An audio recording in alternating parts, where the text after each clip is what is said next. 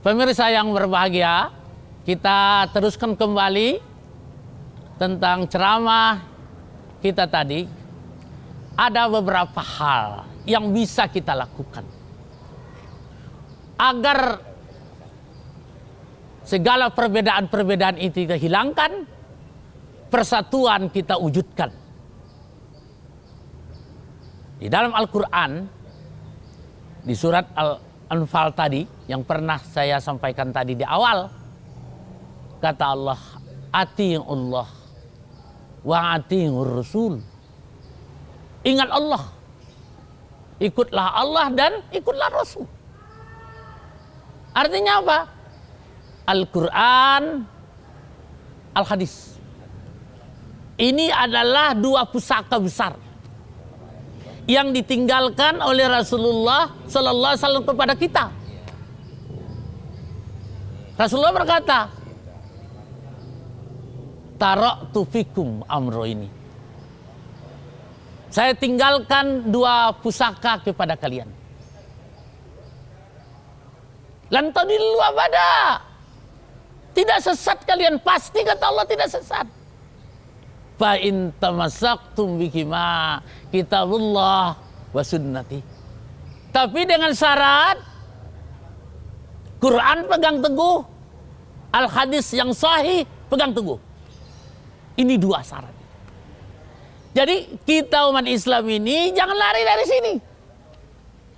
Andai kata kita bersama-sama menjadikan Al-Quran, menjadikan Rasul, ya, sunnah Rasul itu adalah pedoman kita, tidak ada permasalahan di antara kita. Segala sesuatu bisa diselesaikan.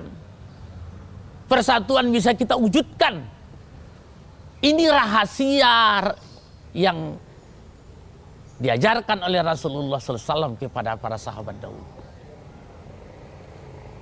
Yang masalahnya masih banyak di antara saudara-saudara kita. Mungkin saja para pemirsa di rumah itu tidak termasuk di dalamnya, insya Allah. Apa yang saya maksudkan? Masih ada orang yang menjadikan pedoman di luar Quran dan hadis. Dia jadikan bahwa akalnya lebih baik, buah pikirannya lebih baik, atau dia mendapat ide-ide yang lain di luar, yang berasal dari luar Islam. Ini yang menjadi masalah. Nah, mudah-mudahan kita semua, termasuk pemirsa di rumah, ya, menjadikan Al-Quran itu adalah sebagai pedoman hidup yang kita harus pegang teguh, yang kita jadikan sebagai way of life kita sampai akhir hayat kita. Yang kedua, kita harus banyak sabar. Fasbiru, innallaha ma'as sabirin.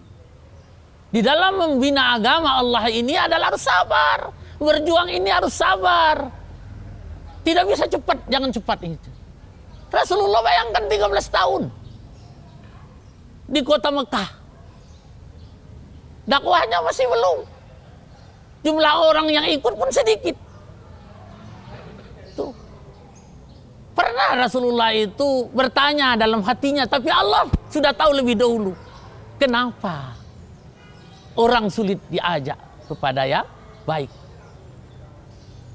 Tapi Allah mengatakan, ya Muhammad, tugasmu menyampaikan. Sampaikan dakwah itu, masalah hidayah itu adalah urusan kami. Artinya sabar, kita pun begitu. Kita ngajak orang, ingin membina umat, ingin menegakkan persatuan, tapi banyak kendala-kendala yang kita hadapi di sana sini. Jangan putus asa. Jangan putus asa. Kalau tidak berhasil kita saat ini, insya Allah generasi kita seterusnya yang melanjutkan. Usaha kita itu adalah menyampaikan dakwah ini dengan baik, ya. Bagaimana mempersatukan umat ini dengan baik. Kalau halangan dan rintang itu itulah jihad kita.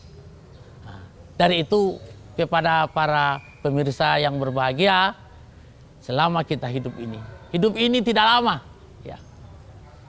kita akan kembali kepada Allah Subhanahu wa taala, maka manfaatkanlah umur kita yang sangat sebentar ini.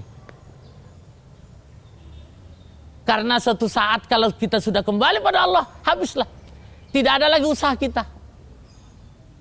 Bukan kita lihat orang-orang terdahulu, para ulama-ulama terdahulu. Kita masih ingat dengan Profesor Dr. Hamka, Allah yarham.